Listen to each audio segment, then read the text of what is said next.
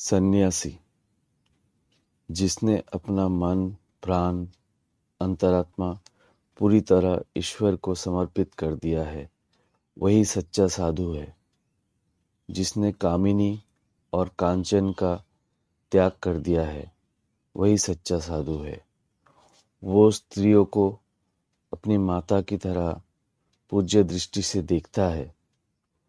वो सदैव भगवान का चिंतन करता है और सर्वभूतों में भगवान विराजमान है, ये मानकर सबकी सेवा करता है। जो संसार को पूर्ण रूप से त्याग देता है और कल क्या खाऊंगा, क्या पहनूंगा, इस बात की भी बिल्कुल चिंता नहीं करता, वही ठीक ठीक सन्यासी बनने योग्य है। उसकी मनोवृत्ति उस व्यक्ति के समान होनी चाहिए जो आवश्यकता होने पर हाथ पैर टूट जाने अथवा अपने प्राणों का भय ना करते हुए ऊंचे वृक्ष की चोटी से भी बेखटके कूद सकता है। वैराग्य कई प्रकार के होते हैं। उनमें से एक होता है मर्कट वैराग्य। कभी कभी संसार के दुख कष्ट पाकर मनुष्य के मन में इस प्रकार का झूठा वैराग्य होता है और वो अधिक दिन तक नहीं टिकता। यथार्थ वैराग्य क्या है? संसार में सभी कुछ है, किसी बात का अभाव नहीं है, किंतु सब कुछ अनित्य मिथ्या लगता है। यही है यथार्थ वैराग्य। एकदम सब कुछ त्याग देना संभव नहीं होता। इसके लिए योग्य समय आना चाहिए। परंतु ये भी सच है कि मनुष्य को उसके विषय में सुनते रहना चाहिए। सदा त्याग वैराग्य की बात सुनते रहने से सांसारिक विषयों की वासना धीरे धीरे कम हो जाती है। शराब का नशा दूर करने के लिए चावल का धोवन थोड़ा थोड़ा करके पीना चाहिए। इससे धीरे धीरे स्वाभाविक अवस्था लौट आती है। वैराग्य दो प्रकार के होते हैं, तीव्र तथा मंद। मंद वैराग्य की प्रक्रिया मंथर होती है। उसमें आदमी धीमी गति से चलता है। तीव्र वैराग्य छुरे की धार की समान तेज होता है। वो माया के बंधन को आसानी से और तुरंत काट देता है। जो साधु दवाई देता हो, झाड़ फूक करता हो, नशा करता हो, रुपया पैसा लेता हो और माला तिलक आदि वाद्य चिन्हों के आडंबर रचते हुए मानो साइन बोर्ड लगाकर अपनी साधुगिरी का प्रदर्शन करता हो, वो सच्चा साधु नहीं है। उसका संग मत करना। जब तक मनुष्य के मन से सब कुछ त्याग नहीं देता, तब तक वो भगवान को पा नहीं सकता। साधु को कभी संचय नहीं करना चाहिए। पंछी और दरवेश कल के लिए व्यवस्था करके नहीं रखते। जब किसी को भगवान के दिव्य प्रेम का नशा चढ़ जाता है, तब उसके कौन पिता, कौन माता या कौन पत्नी, तब उसके लिए कोई कर्तव्य शेष नहीं रह जाता।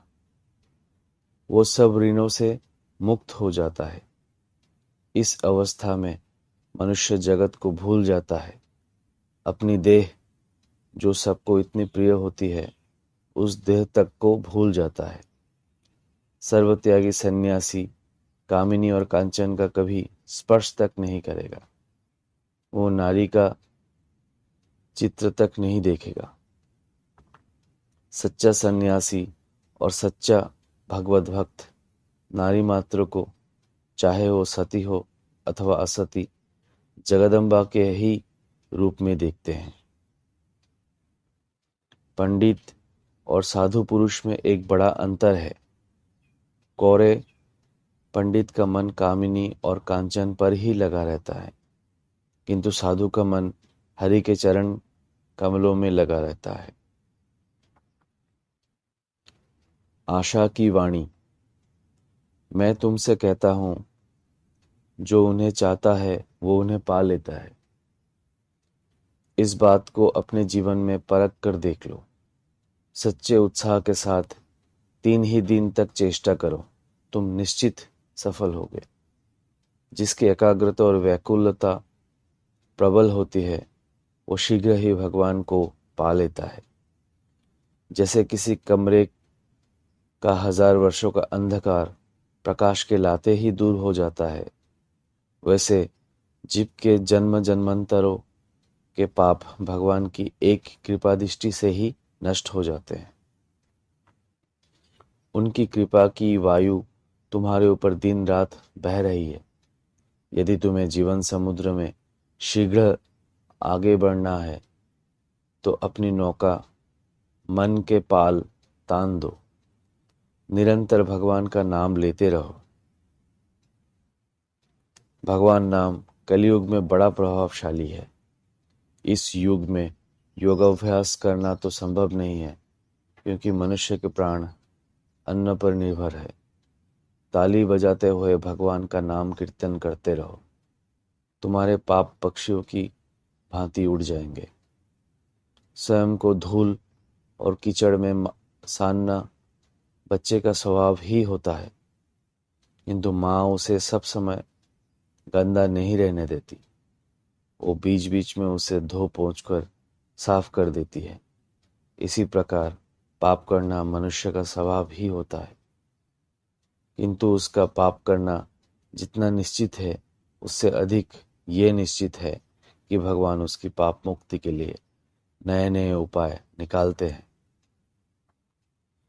कहा जाता है कि इस कलयुग में यदि कोई एक दिन और एक रात भगवान के लिए रोए तो वो उनके दर्शन पा जाता है। जिसके पास विश्वास है उसके पास सब कुछ है। जिसके पास विश्वास नहीं उसके पास कुछ भी नहीं।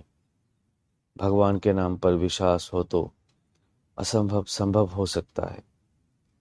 विश्वास ही जीवन है और अविश्वास मृत्यु। जमींदार चाहे बहुत धनी हो, किंतु जब तक एक निर्धन किसान प्रेम भरे हृदय से उसके पास कोई छोटी सी भेंट लाता है तो वो बड़ी खुशी से उसे स्वीकार कर लेता है। इसी प्रकार सर्वशक्तिमान होते हुए भी भगवान सच्चे हृदय से चढ़ाई गई सामान्य भेंट को भी बड़े ही आनंद और संतोष के साथ स्वीकार करते हैं। भगवान के लिए बड़ों की आज्ञा का उल्लंघन करना पाप नहीं है। भरत ने राम के लिए कैकेयी की आज्ञा उल्लंघन किया। गोपियों ने कृष्ण के दर्शन के लिए अपने पति के आदेश का उल्लंघन किया और प्रहलाद ने भगवान के लिए अपने पिता की आज्ञा का उल्लंघन किया था। विश्वास रखो, भगवान पर भरोसा रखो, फिर तुम्हें स्वयं कुछ नहीं करना पड़ेगा। माँ काली ही तुम्हारे लिए सब कुछ कर देंगी। भाई किस बात का है, भगवान को दृढ़तापूर्वक पकड़े रहो। संसार कांटों से भरा है तो क्या हुआ, जूते पहन लो और कांटों पर से चलते जाओ। तुम्हें डर किसका। यदि तुम स्वयं को भगवान के चरणों में समर्पित कर दो तो भगवान ही तुम्हारा भविष्य के बारे में चिंता करेंगे। भगवान हमारे बिल्कुल अपने हैं। तुम उन पर जोर जबरदस्ती भी कर सकते हो। मैं तुमसे कहता हूं कि यदि तुम मेरी बातों का एक आना भी कार्य रूप में परिणत कर सको तो तुम्हारी मुक्ति निश्चित है। प्रार्थना। भगवान से प्रार्थना करो, हे प्रभु, अपने करुणापूर्ण मुख से मेरी रक्षा करो। मुझे असत से सत की ओर, तम से ज्योति की ओर और मृत्यु से अमृतत्व की ओर ले चलो। हे माँ, ये ले तेरा पुण्य, ये ले तेरा पाप, मुझे अपने चरण कमलों में शुद्ध भक्ति दे। ये ले तेरी शुद्धता, ये ले तेरी अशुद्धता, मुझे शुद्ध भक्ति दे। ये ले तेरा धर्म, ये ले तेरा अधर्म, मुझे शुद्ध भक्ति दे। माँ, मुझे केवल यही आशीर्वाद दे कि मैं तन से, मन से तथा वचन से ईश्वर की सेवा कर सकूं। मैं इन आँखों से उनके भक्तों को देखूं, इस मन से उनका ध्यान करूं, इस जीव्या से उनका नाम गुणगान करूं। हे माँ, मेरे भीतर से ये विचार नष्ट कर दे कि मैं उच्च जाति का हूँ, मैं ब्राह्मण हूँ और वे लोग नीच जाति के हैं, शूद्र हैं, क्योंकि वे सब विभिन्न रूपों में तेरे अतिरिक्त और हैं क्या। हे माँ जगदम्बा, मैं लोक मान्यता नहीं चाहता, देह सुख नहीं चाहता। मेरा मन गंगा यमुना के प्रवाह की तरह तुझसे मिलकर एक हो जाए। माँ, मैं भक्तिहीन हूँ, योग साधना नहीं जानता, मैं दीनहीन हूँ, बंधुहीन हूँ, मैं किसी से प्रशंसा नहीं चाहता। कृपा करके मेरे मन को अपने चरण कमलों में सदा निमग्न रख। हे माँ, मैं यंत्र हूँ, तू यंत्र चालक है। मैं गृह हूँ, तू गृहिणी। मैं रथ हूँ, तू सारथी। तू मुझे जैसा चलाती है वैसा मैं चलता हूँ, जैसा कराती है वैसा मैं करता हूँ, जैसा कहलवाती है वैसे कहता हूँ। मैं नहीं, मैं नहीं, तू ही है। श्री राम कृष्ण शरणम। धन्यवाद।